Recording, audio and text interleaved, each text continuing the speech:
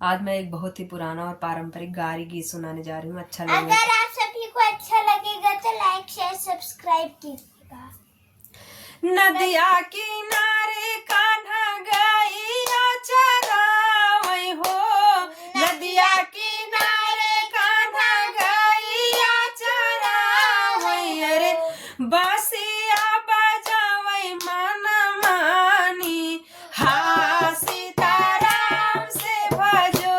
अरे बांसिया बजावै मन मानी, हाँ सीताराम से भजो। बसिया की धुन सुन के राधा कुलानी हो, बसिया की धुन सुन के राधा कुलानी। अरे चला चले यमुना किनारे, हाँ सीताराम से भजो।